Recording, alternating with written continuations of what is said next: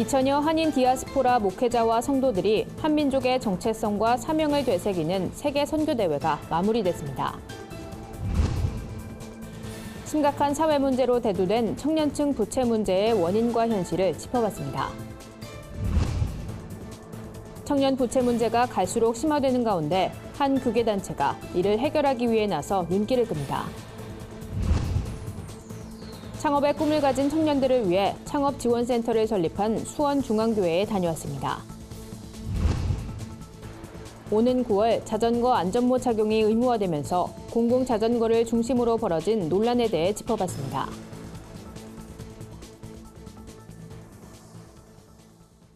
여러분 안녕하십니까? 구TV 위클리 뉴스입니다. 한 주간의 뉴스를 종합해드립니다. 한인 디아스포라 목회자와 성도들이 민족적 정체성을 되새기고 신앙의 열정을 회복하는 자리가 마련됐습니다. 이번 디아스포라 세계 선교대회는 특별히 복음 통일이란 한민족의 사명을 새롭게 다지는 시간이었는데요. 현장에 한진식 기자가 다녀왔습니다. 세계 각지에 흩어져 있는 한인 디아스포라 목회자와 성도 2천여 명이 한자리에 모였습니다. 기독교 선교 횃불재단이 마련한 이번 선교대회는 전 세계 한인들을 연결해 민족의 정체성을 일깨우는 데 초점을 뒀습니다.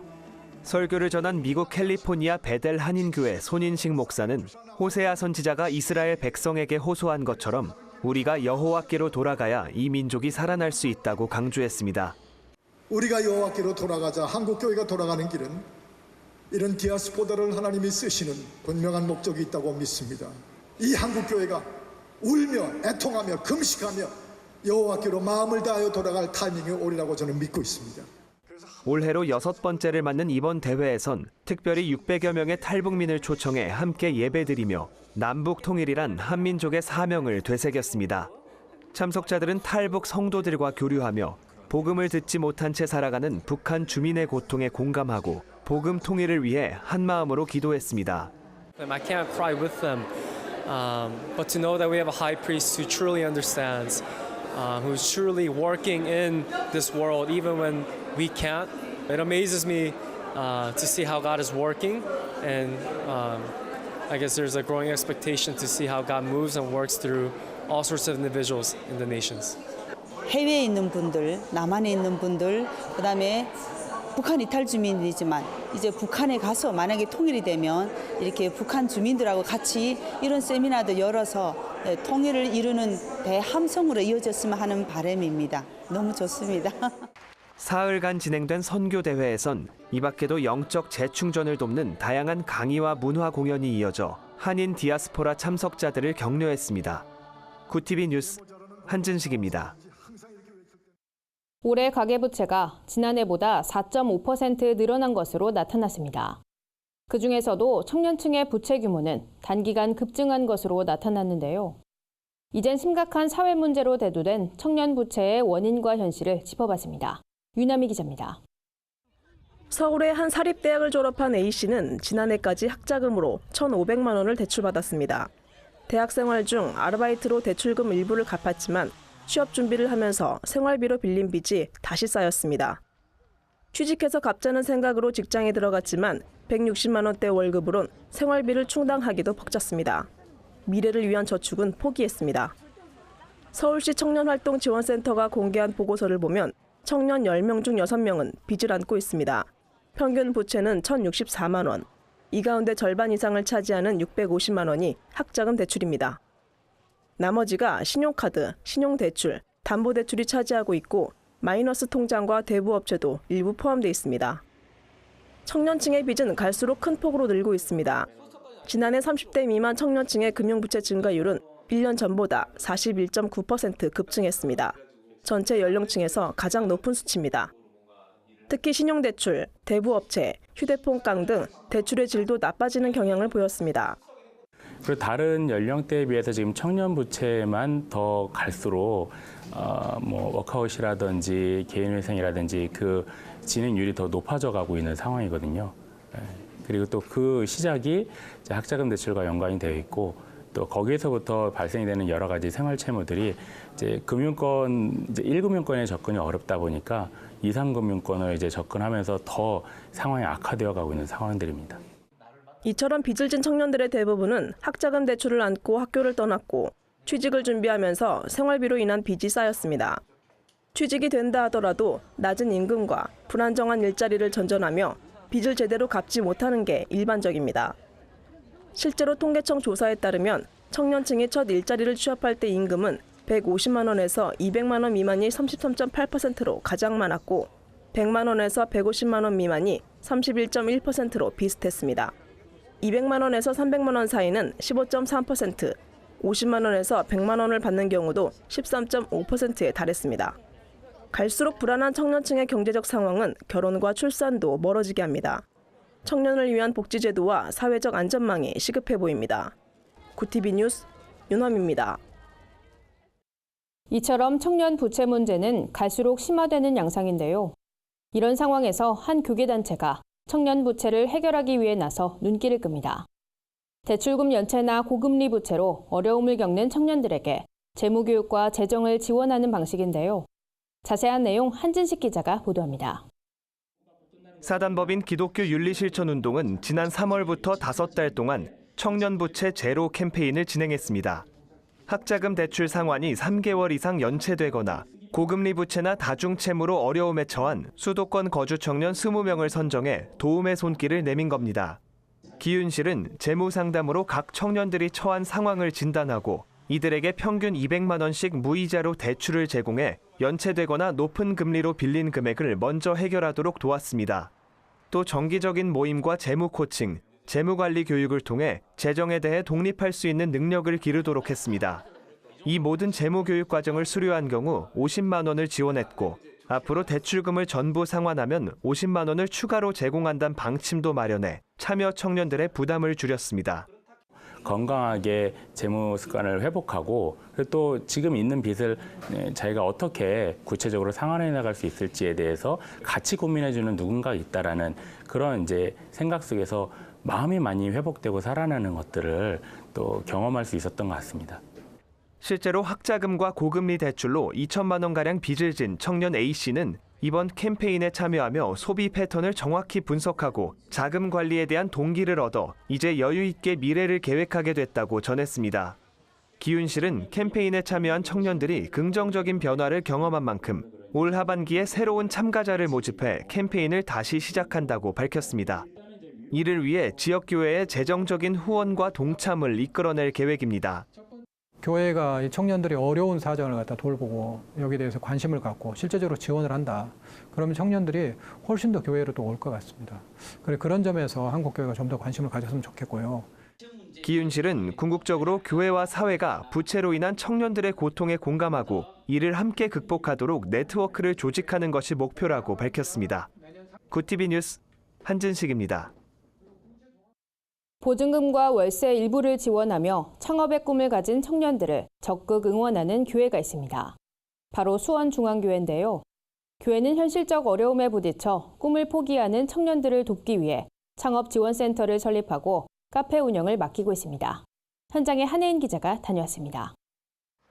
경기도 수원 중앙교회 건너편에 자리 잡은 예담 공감은 청년들의 창업과 자립을 도우며 든든한 길잡이 역할을 톡톡히 하고 있습니다. 교회는 청년들이 각박한 현실에 꿈을 포기하는 모습이 안타까워 청년들이 마음껏 창업의 꿈을 펼칠 수 있도록 2016년 9월 예담 공감을 기획했습니다. 7포 세대, 5포 세대라고 말하는 우리 청년의 세대가 자신의 꿈과 희망을 펼칠 수 있도록 창업을 지원하고 좀 발전시키고 또 자립할 수 있도록 돕기 위해서 예담 공감은 카페와 창업지원센터 2개 층으로 마련됐습니다. 카페의 경우 교회는 보증금을 비롯한 관리비 전액을 지원하며 청년은 월세의 일부 금액인 20만 원을 교회에 납부하는 방식으로 운영됩니다. 올해 초부터 예담 공간 카페를 운영하게 된 박수빈 씨는 청년의 입장에선 카페를 창업하는 데 드는 비용적 부담이 상당한데 교회의 도움으로 기회를 얻게 돼 감사하다고 말했습니다. 초기 투자 비용 없이 여러 가지를 시도해보고 음료 개발도 해보고 제가 하고 싶은 대로 다 시도해볼 수 있어서 되게 좋은 것 같아요. 교회가 공간을 제공하지만 운영은 청년들의 자유에 맡깁니다. 실제로 카페 곳곳의 인테리어부터 교회 청년부 공동체 이름인 만나, 하늘, 두드림, 예담이 들어간 메뉴 이름까지 모두 박 씨의 아이디어로 꾸며졌습니다. 카페 위층에 마련된 창업지원센터는 5개 사무실로 구성됐습니다. 임대료는 한 달 10만 원으로 창업을 위한 회의 공간이나 개인 작업 공간 등으로 사용할 수 있습니다. 공간이나 돈이나 저희가 제약이 또 많이 있을 수밖에 없는 청년들인데 이렇게 공간을 만들어주고 지원을 해준다는 것 자체가 창업 공간을 지원해준다는 것 자체가 좀 든든할 수 있죠. 교회에서 청년들끼리 창업 아이템이나 노하우 등을 자유롭게 나누며 서로를 이끌어주길 바란다는 중앙교회 박노철 목사. 박 목사의 바람처럼 청년들은 예담 공감에서 자신의 꿈을 펼치며 서로에게 든든한 창업 동반자가 되고 있습니다. 구TV 뉴스 한혜인입니다. 자전거 탑승 시 안전모를 의무적으로 착용하도록 하는 도로교통법 개정안이 9월 시행을 앞두고 있습니다. 자전거 교통사고와 사고 사망자를 줄이기 위한 조치인데요. 이에 따라 몇몇 지자체들은 공공자전거 보관소에 안전모를 비치했는데 이를 두고 논란이 일고 있습니다. 오현근 기자가 취재했습니다. 지난 3월 도로교통법이 개정되면서 자동차는 전좌석 안전띠 착용이 모든 도로로 확대되고 자전거도 안전 운행을 위한 제도적 장치가 마련되는 등 오는 9월 시행을 앞두고 있습니다. 여기엔 자전거 탑승 시 안전모를 반드시 착용해야 한다는 항목이 포함되면서 지자체가 운영하는 공공자전거엔 이를 어떻게 적용해야 할지가 도마 위에 올랐습니다. 자전거 안전모 착용 의무화는 6개월간의 계도 기간을 거쳐 9월 28일부터 시행됩니다. 이를 위해 하루 평균 2만 명이 이용한다는 서울의 공공자전거는 안전모를 함께 대여하는 방식을 도입해 일부 지역에 한해 한 달간 시범 운영 중입니다. 어쨌든 공공지를 타시는 분들이 법을 위반해서 타는 것 자체에 대해서는 사실 저희 입장에서는 편치 않잖아요. 비치를 하게 되면 어떻게 비치할 건지도 더 고민해야 되는 거고, 비치를 안 하게 되면 그러면 어쨌든 시민 안전을 위해서 그러면 우리 공공에서 헬멧을 비치하지 않는 대신에 무엇을 할지에 대해서 그런 정책 결정을 하기 위한 하나의 단계라고 보시면 될 것 같아요. 안전모 착용을 의무화하는 것이 옳은지를 두고 찬반 의견이 엇갈리고 있습니다. 보건복지부에 따르면 자전거 사고로 병원을 찾은 환자 중 머리를 다친 경우가 가장 많은 것으로 나타났습니다. 그만큼 안전모 착용을 의무화하면 사고를 충분히 줄일 수 있다는 겁니다. 반면 불편함을 느낀다는 이유로 자전거 이용이 줄어들 것이란 우려의 목소리도 나오고 있습니다. 안전모가 회수되지 않는 분실 문제는 지자체 예산과 직결되고 정작 시행되더라도 처벌 규정이 없어 제대로 정착될지도 미지수입니다. 요즘같이 무더운 날씨에 이렇게 자전거를 타거나 자전거 활동량이 많은 경우엔 안전모에 땀이 묻을 수 있어 위생에도 문제가 생깁니다. 안전을 위한 정책이지만 실효성 논란은 계속되고 있습니다. 저 출퇴근할 때 15분 정도 하고 점심시간에도 20분 정도 이용해요. 막상 출퇴근 시간에는 좀 선뜻 저쪽까지 가가지고 가져와서 쓰고 자전거 타고 가는 게 좀 번거롭더라고요. 일주일에 2번 정도 타요. 원래 했어야 되는 거라 생각은 하긴 하는데 안 돼 있었으니까 사람들이 안 할 것 같아요. 한편으론 안전모 사용을 강제할 것이 아니라 자전거를 안전하게 탈 수 있는 인프라를 구축하고 안전교육도 실시하는 방안이 제기되고 있습니다. 시행을 앞두고 찬반 논란을 둘러싼 진통은 계속될 전망입니다. 구TV 뉴스 오현근입니다. 세상 속 크리스천들의 다양한 이야기를 한진식 기자가 전해드립니다.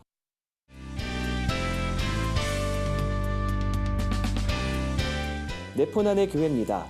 기독 사립대학인 한동대학교 학생들이 아파트 화재 사고로 어려움에 처한 학우를 위해 모금운동을 벌여 눈길을 끕니다. 전기 합선으로 인한 화재로 집이 잿더미가 된 한 학생의 가정 상황을 접하고 가까운 지인 2명이 자발적으로 나서 기도와 모금운동을 전개한 건데요. 복구공사를 위한 큰 돈을 마련하기 어려운 가정 형편이었지만 300명에 가까운 학생과 교직원들이 발빠르게 움직이면서 보름 만에 1,000만 원이 넘는 금액이 모아졌다고 합니다. 학생들은 특히 방학 중인데도 친구의 아픔을 자신의 일처럼 여기고 적극 나섰는데요. 피해를 겪은 학생은 여러분들의 사랑 덕분에 아무것도 남아있지 않은 상황에서 하나님께로부터 오는 소망을 봤다며 도와주신 모든 분들께 하나님의 사랑이 흘러가길 항상 기도하겠다고 감사의 마음을 전하기도 했습니다.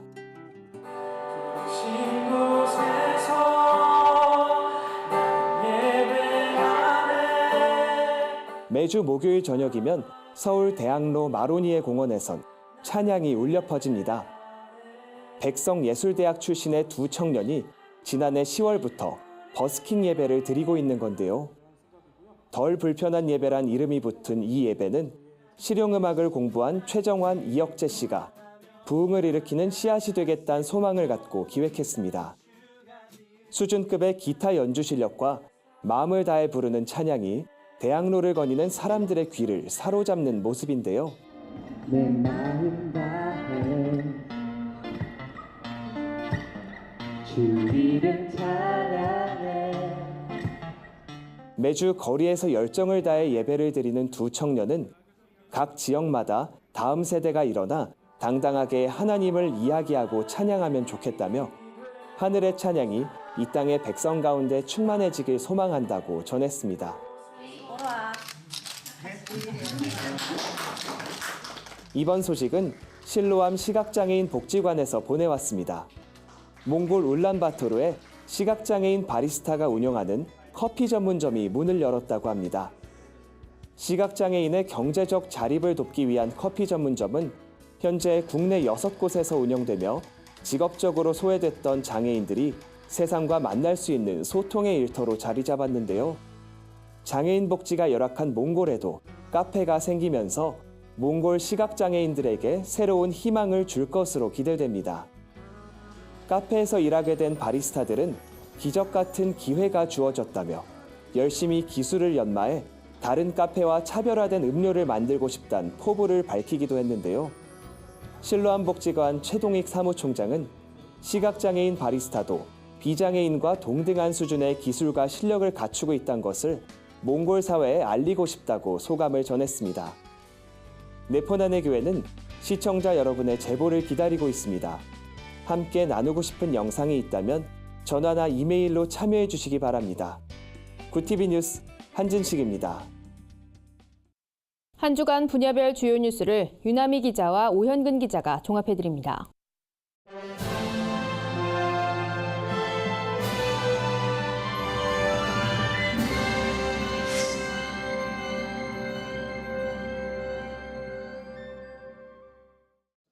오는 7일 국가인권정책기본계획안이 국무회의에 상정됩니다. 한국교회 교단장 회의는 차별금지법과 성평등 정책이 포함된 기본계획안의 입법 추진을 반대하고 나섰습니다. 21개 교단들은 성명서를 발표하고 국가인권정책기본계획안에 성평등 용어를 모두 양성평등으로 고치고 차별금지 입법 추진 철회를 강력히 요청했습니다. 예장합신 박상렬 총회장은 국가인권정책기본계획안은 그간 우리나라가 고수해온 유구한 역사와 도덕적 가치를 파멸시키는 결론에 이를 것이라며 계획안을 원천적으로 재검토해야 한다고 촉구했습니다. 기론평 교수는 성평등 정책은 동성애, 동성혼 합법화의 단초가 될 수 있다며 기본 계획안의 모든 독소 조항이 삭제돼야 한다고 주장했습니다. 참석자들은 국무회의가 열리는 7일까지 비상기도 주간으로 정하고 기본 계획안을 반대하는 운동에 한국교회가 기도로 동참해 줄 것을 호소했습니다. 교회 내 성범죄를 근절하기 위해 지난달 개소한 기독교 반성폭력센터가 오픈 파티를 열었습니다. 이날 행사는 다채로운 공연과 교회 성폭력에 대해 함께 이야기 나누는 시간으로 진행됐습니다. 김혜희 센터장은 1980년대부터 성폭력에 대해 목소리를 내기 시작한 여성운동이 이렇게 센터를 설립하기에 이르렀다며 기독교 반성폭력센터를 통해 교회 내 성범죄에 대해 적극 해결해 나가도록 노력하겠다고 전했습니다. 박종훈 이사장은 축사를 통해 왜 우리가 힘들어야 하는가를 생각해 보면서 오히려 두려워해야 하는 사람들은 가해자들이라며 이제라도 우리가 더더욱 자신감을 갖고 삶을 즐겨야 한다고 조언했습니다. 기독교 반성폭력센터는 성폭력 없는 안전한 교회를 꿈꾸는 이들과 함께한다는 목표로 성폭력 피해자를 지원하고 법과 제도를 개선하는 등 성평등 문화 정착에 앞장설 계획입니다. 구티비 뉴스 윤함입니다.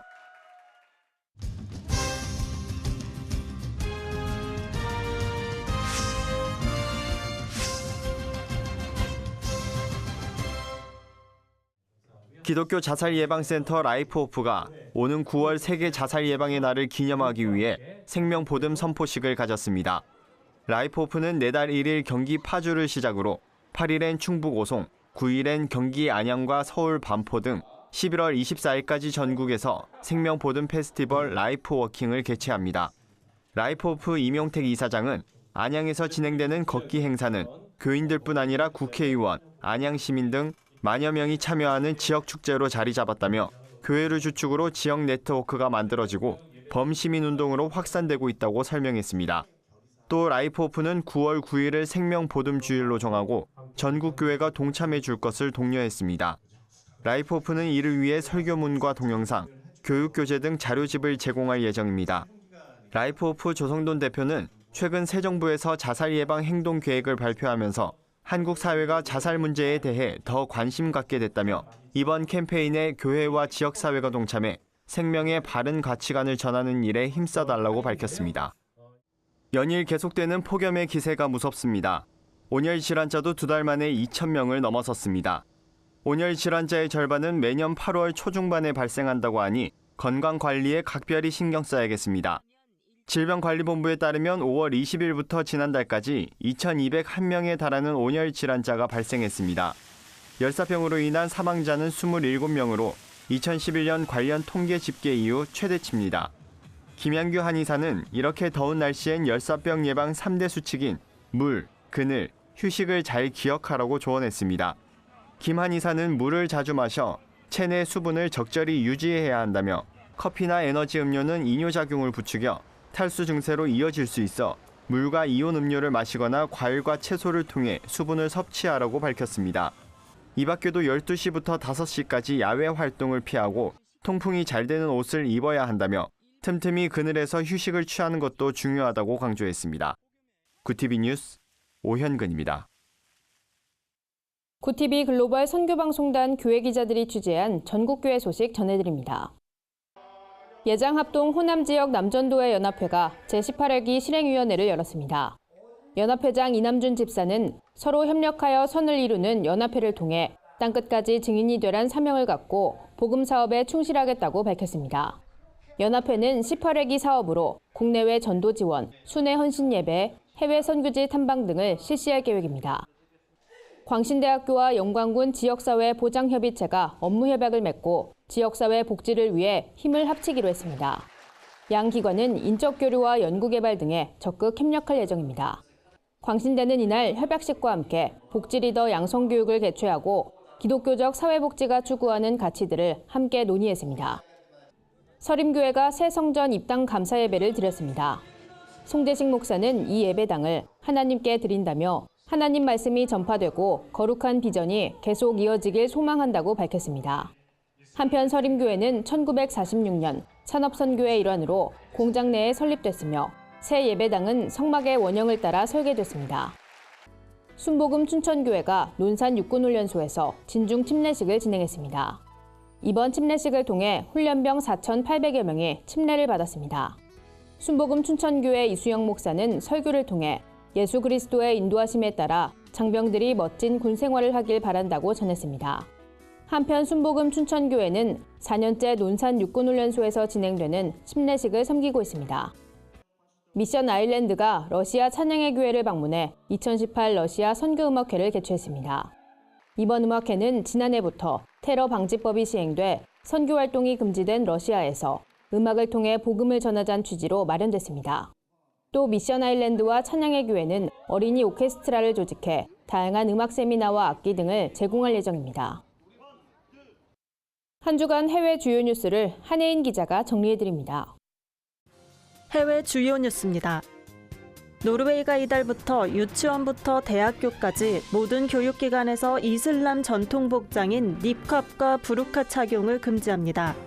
다만 초중고등학교와 대학에선 휴식 시간이나 직원회의 땐 착용할 수 있습니다.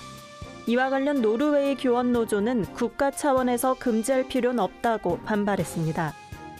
미국의 기독교 단체인 마이페이스 포우츠가 터키 여행 보이콧을 진행 중입니다. 이는 터키 법원이 미국인 앤드류 브런슨 목사의 석방 요청을 기각한 것에 따른 조치입니다. 단체는 브런슨 목사가 석방될 때까지 터키 여행 자제를 부탁했습니다. 한편 브런슨 목사는 무장조직 지원 혐의로 지난 2006년 체포됐습니다. 일본에서 연일 폭염이 계속되자 일본 정부가 무더위 대책 마련에 나섰습니다. 정부는 저소득층에게 에어컨 구매 비용으로 최대 5만 엔, 우리 돈 약 50만 원을 지원합니다. 또 온열 질환을 피할 수 있도록 전기를 아끼지 말고 에어컨을 틀 것을 당부했습니다. 한편 일본의 전기료 누진제의 누진율은 1.6배로 한국의 3배보다 낮습니다. 중국의 일부 종교단체들이 종교활동 장소에 중국 국기인 오성홍기를 개양하자고 제안했습니다. 이에 중국 내 종교적 통제가 강화되는 게 아니냐는 우려의 목소리가 나옵니다. 단체들은 국기 개양이 국가의식과 공동체의식을 강화할 수 있다고 주장한 것으로 알려졌습니다. 한편 중국은 개인의 종교의 자유를 제한하고 종교 활동은 당의 엄격한 관리를 받고 있습니다. 구TV 뉴스 한혜인입니다. 이상으로 뉴스를 마칩니다. 구TV 위클리 뉴스는 인터넷 신문 데일리 굿뉴스를 통해서도 보실 수 있습니다. 시청해주신 여러분 고맙습니다.